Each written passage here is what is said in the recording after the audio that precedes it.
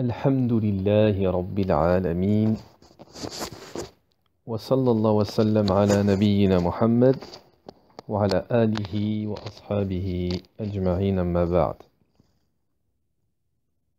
طيب. Donc Inch'Allah, nous reprenons nos cours sur l'épître, le petit livre du Cheikh Bakr Abu Zayd, la parure de l'étudiant en sciences religieuses. Hilyatu Talib al-Ilm, la parure de l'étudiant en sciences religieuses.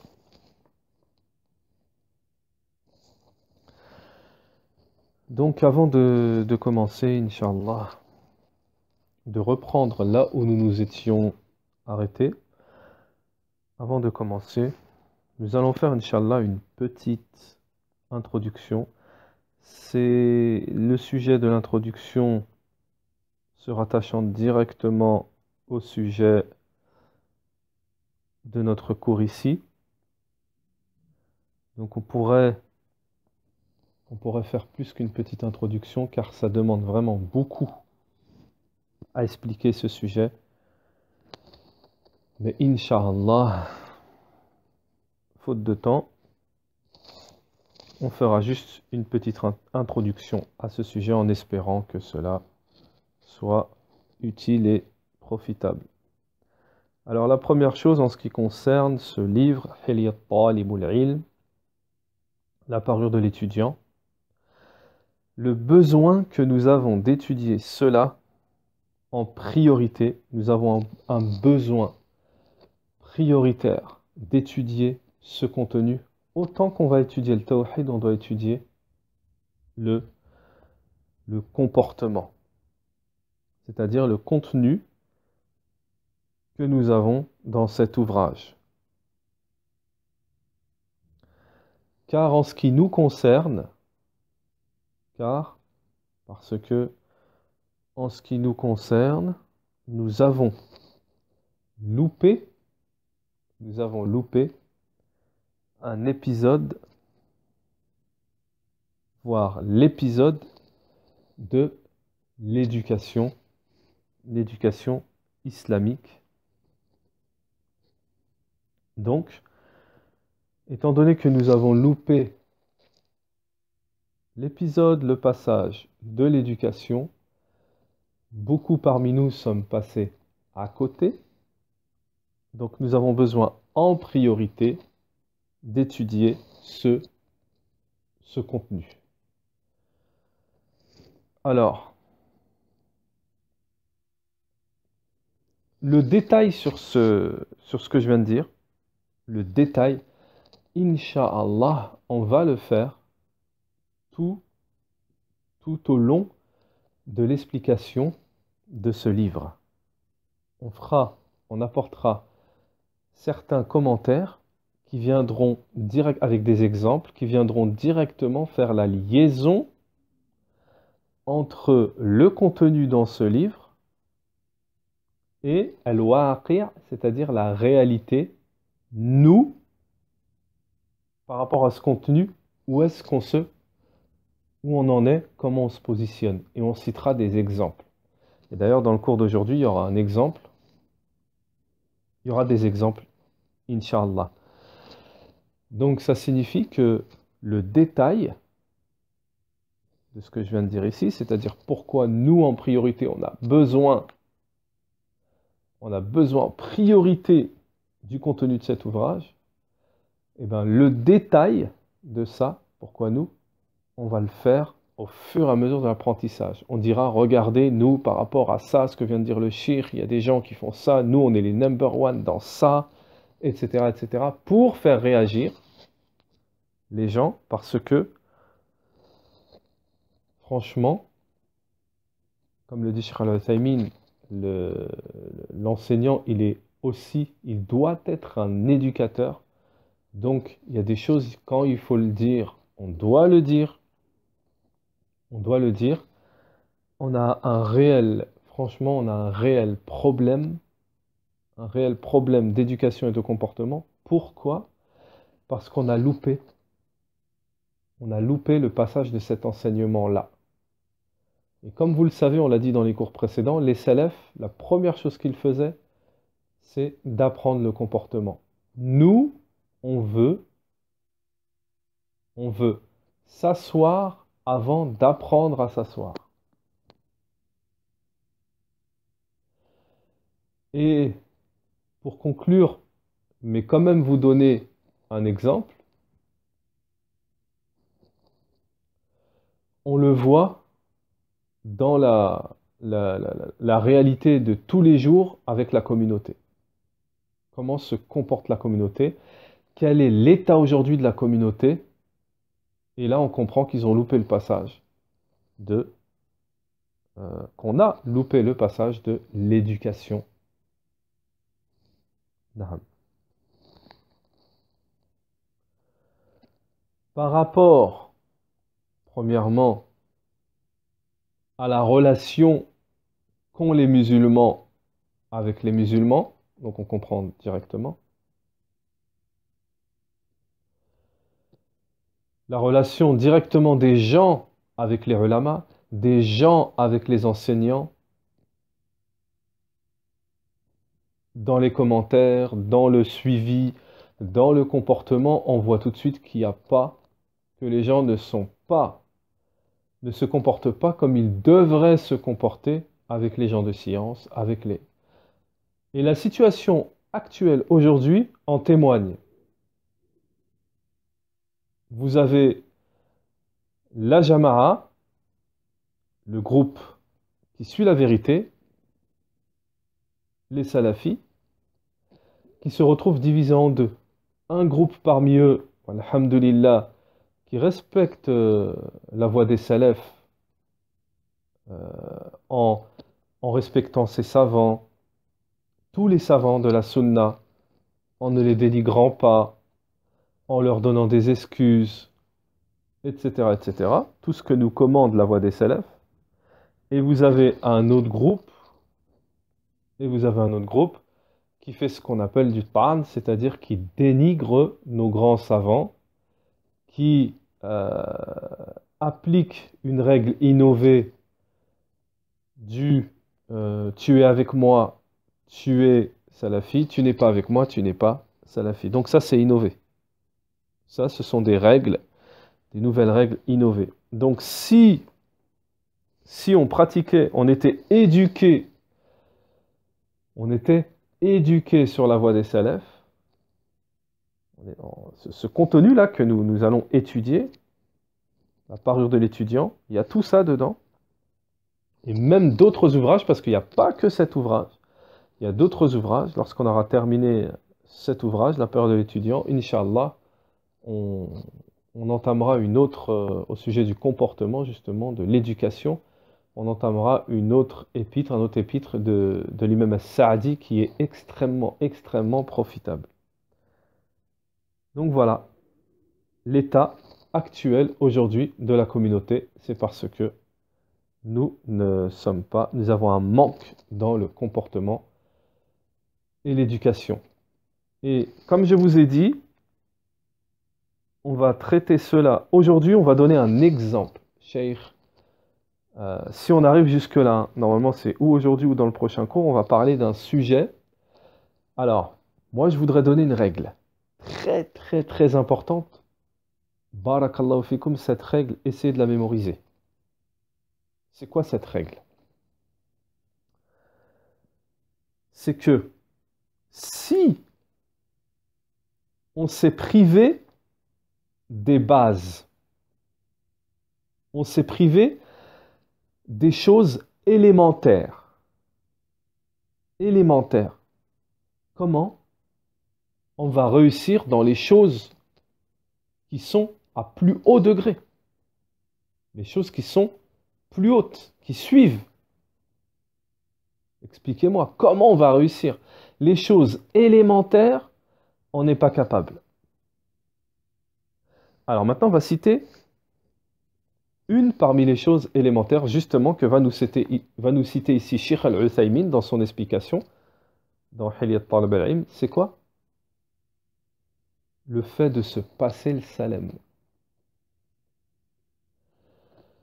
Le fait de se passer le salam. Donc, Inch'Allah, on le verra ça en détail. Cheikh Al-Uthaymin, il en parle. Mais,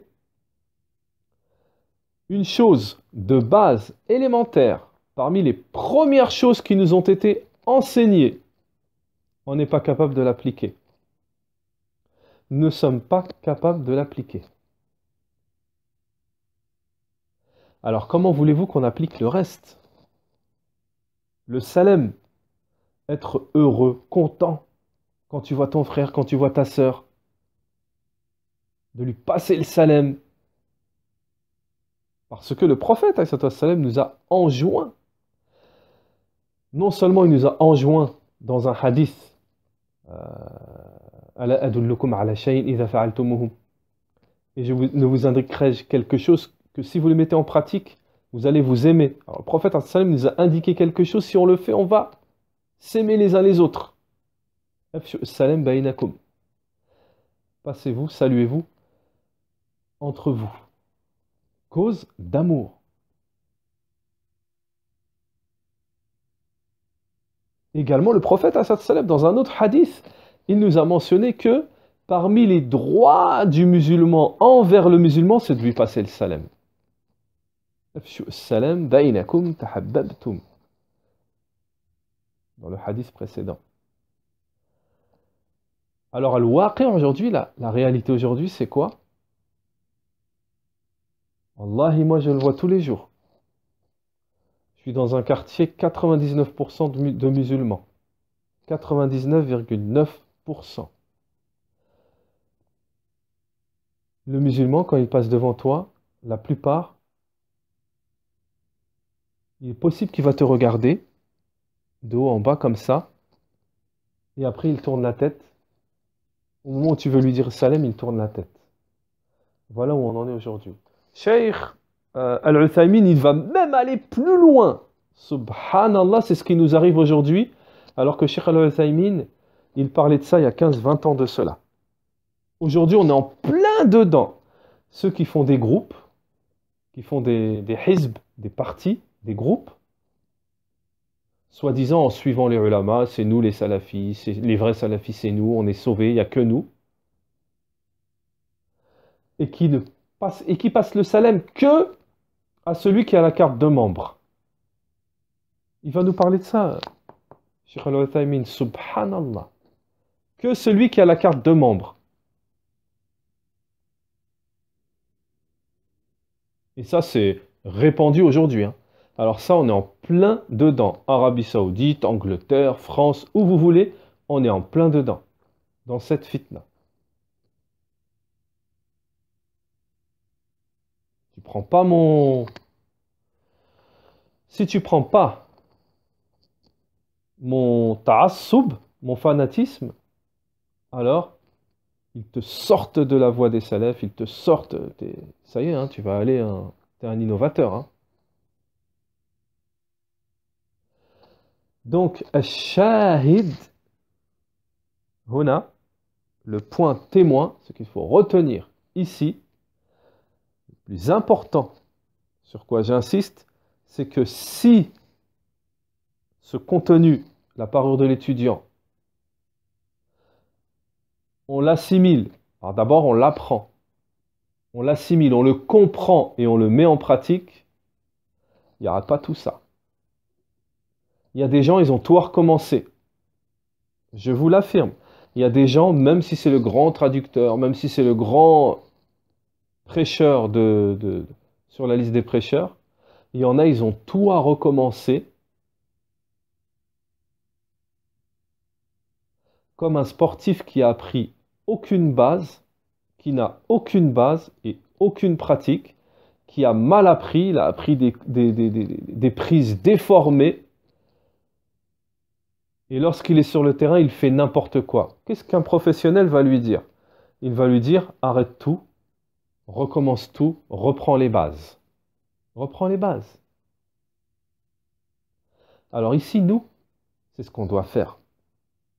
Je vous l'assure, je ne veux pas passer 2 heures à vous donner des exemples incroyables, Mais regardez autour de vous. Mettez les pieds dans une mosquée de soi-disant gens de la sunna. Mettez les pieds, allez-y. Allez-y le jour de l'Aïd, ou le vendredi, ou quand il y a un cours, et vous verrez les comportements. La plupart sont froids, visage fermé. Vous allez voir, même ici, que Cheikh Al-Uthaymeen, dans les cours de Hilyat Talib al-Ilm, il dit, tu dois avoir un visage, sourire, ouvert, pour que tu attires les gens, pour attirer les âmes, les gens. Et pas un visage fermé, je suis hautain, plus haut que les autres, froid. La plupart, ils sont comme ça. Alors, dites-moi, il y a un réel problème. Dites-moi, on a un réel problème puisqu'on contredit l'éducation des salafs. On a un réel problème.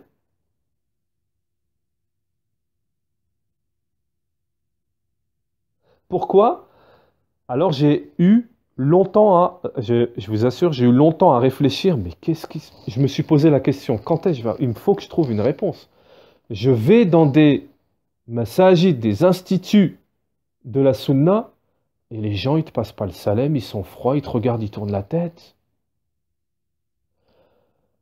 Je me suis dit, mais pourtant, ceux qui enseignent, ils sont des gens de la sunna, qui enseignent la sunna. Après réflexion, j'ai trouvé. J'ai trouvé la réponse. Parce qu'ils enseignent un contenu, mais ils n'éduquent pas. Ils ne les éduquent pas. Je vais vous donner un exemple. Je prends mon exemple, c'est pas pour me mettre au-dessus des autres. C'est pas pour me mettre au-dessus des autres, faire de l'ostentation ou quoi que ce soit. Il faut que j'argumente pour que vous compreniez. Par exemple, notre cas à nous ici. On fait des cours de tawhid, on fait du contenu, on fait des mises en garde, on fait des cours de tawhid, etc. Mais ça va éduquer dans la croyance, dans le fiqh, etc. Mais est-ce que ça va t'éduquer à comment te comporter, à être humble, à être gentil, à être doux? Non. Ce qui va nous éduquer dans ce sens-là, ce sont ces cours-là, Hilyat Talib al-Ilm, les cours d'éducation. Les cours aussi, par exemple, du livre Péché et guérison. Ça, oui. Insister comme j'insiste ici. Faire des introductions. Insister sur le comportement, sur faire une assimilation entre comment nous sommes et comment on devrait être. Et là, on éduque les gens. Mais si tu vas dans une mosquée et tu vois les gens, ils sont toujours pareils. Ils sont toujours pareils. Toujours le même comportement. 20 ans après, tu trouves un frère, il est toujours pareil. Il dénigre les autres, il est hautain, il fait des fitnas. J'en connais, hein. Au bout de 20 ans, il y en a, ils n'ont pas changé. Alors voilà, on dira ce que les expressions que j'emploie, je ne les invente pas. Elles sont très très importantes. Lorsque je dis on a loupé un train, on a loupé un épisode, on a loupé une étape, croyez-moi, c'est vrai. Il y a des gens, je vais vous donner un autre exemple. Franchement, même si l'introduction elle prend la place d'un cours, c'est un cours. C'est un cours. Je vais vous donner un exemple concret, concret. Lorsque je suis parti à l'institut de Cheikh Muqbil, rahimahullah. Pas la première fois, donc, comme vous le savez, je suis parti plusieurs fois. Pas la première fois, à l'époque de Cheikh Morkbel, où il y avait peut-être, on était 3, 4 frères de France. C'était pas encore connu. Il n'y en avait pas beaucoup. C'était vraiment... là, tu étais vraiment content. Tu te dis, on est 3 ou 4, on se serrait les coudes, on s'entraidait. C'était vraiment... C'était pas devenu banal.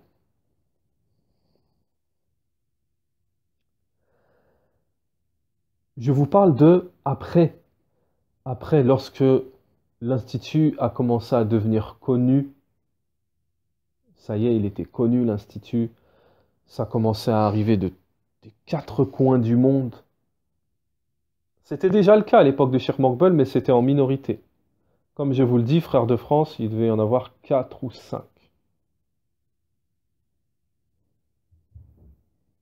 Alors, lorsqu'ils ont commencé à arriver, euh, des centaines, hein, à une certaine époque, c'était des centaines, hein, des familles, des uzeb, c'est-à-dire des célibataires, des familles, tout ce que vous voulez.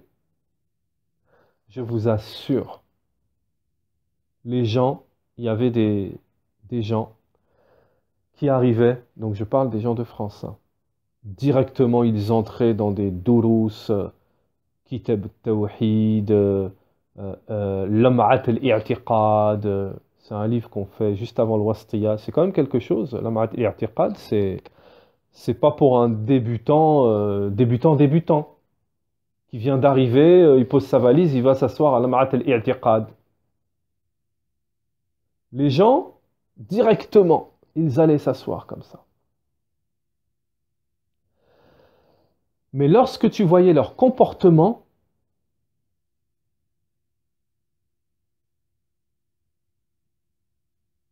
tu te disais, ils ont loupé un épisode. Eux, ils n'avaient pas à s'asseoir à ces cours-là, ils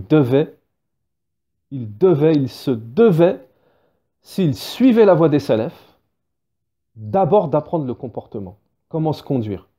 On les retrouvait dans des fitnas, dans des problèmes que vous n'imaginez même pas. Vous aurez dit, quoi, des étudiants, ça?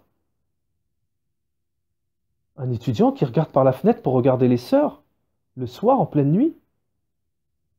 Il va se cacher, il regarde la fenêtre pour voir la sœur. Des gens qui parlaient sur le shir, qui critiquaient le shir. Et je ne vais pas vous raconter, mais on a un big problème. Donc ces gens-là, ils auraient mieux fait, qui critiquaient ses frères, qui faisaient du namima, du riba, qui n'étudiaient pas, des comportements incroyables, alors qu'ils se trouvent dans un institut des gens de la Sunna où les sciences religieuses sont abondantes. Tous les jours des problèmes, des problèmes, des problèmes. Il faut aller s'asseoir, il faut aller témoigner. Alors, alors dites-moi où est le problème? C'est parce qu'on n'apprend pas à s'éduquer. Alors que nous, on est parmi les premiers qui devraient s'éduquer, puisque l'éducation euh, dans le pays d'où nous venons, elle est empoisonnée. Elle est empoisonnée, il faut le dire, parmi les plus empoisonnés. Eh ben non, eh ben non.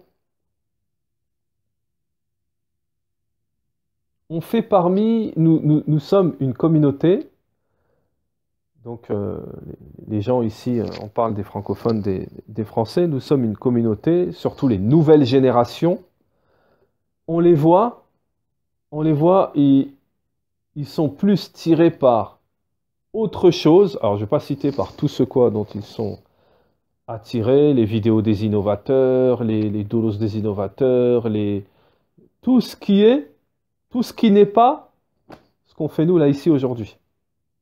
La parure de l'étudiant. Un innovateur qui fait un buzz ou je ne sais pas quoi sur Internet, il a choisi un sujet, il va faire, je ne sais pas, 50 000 vues. Et quelqu'un qui veut éduquer les nouvelles générations, qui veut leur donner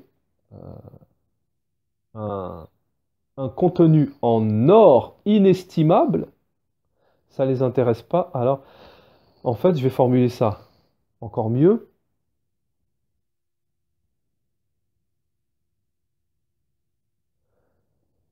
Des gens qui sont malades ne vont pas vers quelqu'un qui leur donne le remède à leur maladie, mais ils vont vers quelqu'un qui va les rendre malades encore plus, qui va accroître leur maladie dans le cœur. Méditez sur cette parole, vous trouvez ça normal? C'est le monde à l'envers. C'est le monde à l'envers. Non seulement on est malade, on n'est pas éduqué, mais en plus, lorsque quelqu'un il t'apporte le médicament, on peut dire entre parenthèses, sans en rajouter, sur un plateau quand même. Sur un plateau quand même. Eh ben non, je veux continuer à être malade, je veux m'enfoncer dans la maladie. Illa man rahimahullah. Sauf celui à qui Allah Ta'ala fait miséricorde. Alors ici, je ne fais pas la promotion, hein. Si je voulais faire la promotion, c'est pas de cette façon-là que je la ferais. Je ne fais pas la promotion, mais ceci est la réalité et je vous ai donné des preuves. Pour que vous soyez attentionnés, c'est-à-dire cette introduction, c'est j'appuie sur un bouton, sonnette d'alarme, gling, gling, gling, sonnette d'alarme. Et pendant tous les cours de Hilyat Talibul Ilm, tous les cours, je serai en sonnette d'alarme. Regarde, j'assimile directement à moi et à nous, parce qu'on doit s'entraider dans l'éducation, dans le comportement, etc. J'assimilerai tout ce contenu à moi, je serai en sonnette d'alarme. Regarde ce qu'il dit l'orgueil. Oh, attention, c'est vrai, des fois, il faut faire attention. Parce que l'orgueil, c'est un exemple, hein, comme va nous le dire le Cheikh Al-Uthaymin. C'est une barrière à l'apprentissage. Vous voulez un exemple? Tout ça, on va le voir en détail. Exemple. Un frère plus jeune que nous. Plus jeune, ça ne veut pas dire il a 17 ans, j'ai 20 ans. Si, ça peut vouloir dire ça, mais pas que ça. Il a 17 ans, j'ai 20 ans. Il a 25 ans, j'ai 35 ans. Il a 35 ans, j'ai 45 ans. Il a 45 ans, j'ai 65 ans. Eh ben non. Il est parti étudier, mashallah, il revient, il instruit le quartier, la ville ou le pays. Non, moi comme je suis plus âgé, je suis un ancien, je vais pas à ces cours. Ça se fait pas. J'ai 40 ans, il a 20 ans. Les gens ils vont dire qu'est-ce que tu as fait tout ce temps-là? Regarde lui, plus jeune, il vient, c'est lui qui t'apprend. Et je pense, Allahu A'lam, déjà avoir assisté à ça.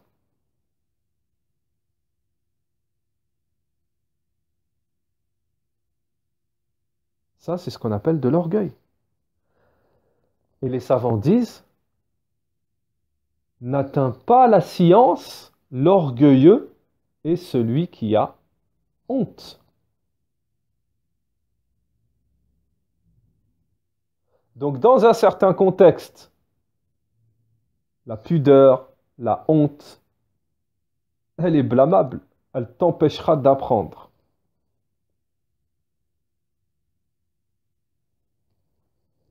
Et l'orgueil, beaucoup parmi nous, nous n'en sommes pas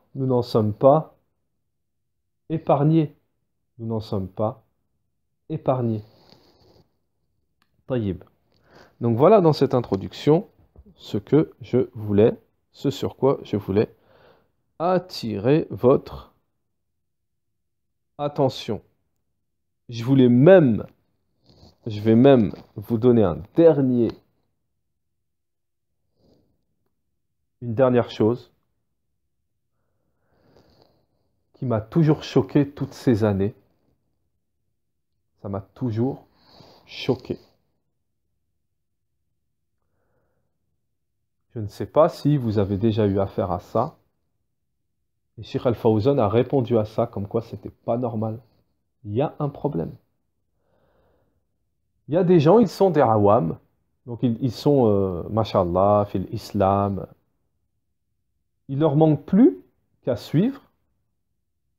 Ils sont des gens du commun à suivre la voie des salafs, manhaj salafi. Un jour, alors c'est quelqu'un qu'on a connu, on le connaît, il fait partie des gens du commun, il ne connaît pas encore bien la voie des salafis, il connaît les frères, il connaît des frères, à la sortie de la mosquée, il discute avec nous, il a toujours le sourire, il est mashallah, on l'aime bien, on lui fait da'wa. Un jour, mashallah, il adhère à la voie des pieux prédécesseurs, le groupe sauvé, manhaj salafi. Il devient multazim, en apparence, c'est-à-dire la sunna du prophète, la barbe, la sunna obligatoire du prophète, la barbe, etc., etc. Mais dans le comportement, tout d'un coup, il change. Wallahi, j'ai assisté à ça avec plusieurs frères. Tout d'un coup, il change. Il devient froid, il sourit moins, comme s'il a quelque chose contre toi. Et toi, tu te poses la question, tu te dis, subhanallah, quand tu étais parmi les gens du commun, tu étais plus gentil, plus ouvert, tu discutais plus que maintenant. Qu'est-ce qui s'est passé? Wallahi, j'ai assisté à ça avec plusieurs parmi nos frères. Comme si, du jour au lendemain, il t'aime plus. Ça, c'est l'éducation. La première chose qu'il doit faire, c'est apprendre à s'éduquer dans les sciences religieuses, à s'éduquer comment te comporter avec les musulmans, comment te comporter. Je vous le dis, wallahi, ça m'est arrivé. Wallahi, ça m'est arrivé. J'ai connu un frère, un jeune. Il faisait partie des gens du commun. Donc moi, à l'époque, j'étais beaucoup avec ses frères. On est partis étudier ensemble, on évoluait. Alhamdulillah, on évoluait. Alors que lui, il était toujours on a suivi un peu son parcours, dans la jahiliya. Mais il était gentil, mashallah, respect. On allait manger ensemble, etc. Un jour, il est rentré, mashallah, dans l'iltizam, métamorphose. Il est même parti étudier dans un pays musulman. Il te passe plus le salem. Le salem, il est froid, il te regarde de travers.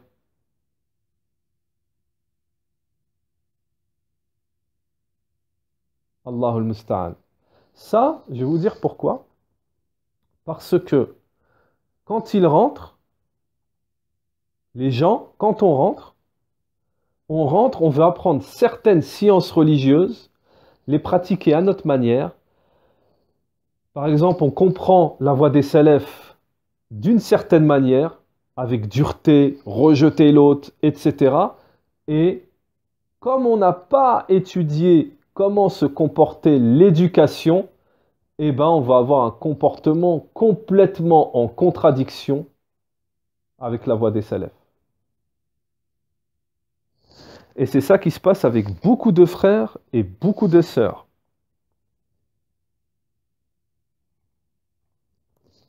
Ils sont méprisants. Et ça ne fait pas partie du comportement de l'étudiant en sciences, du musulman et de celui qui suit la voie des salafs, d'être méprisant, de mépriser les autres. Taïb. Nous sommes arrivés donc au chapitre où le cheikh, l'auteur, Bakr Abu Zayd, nous dit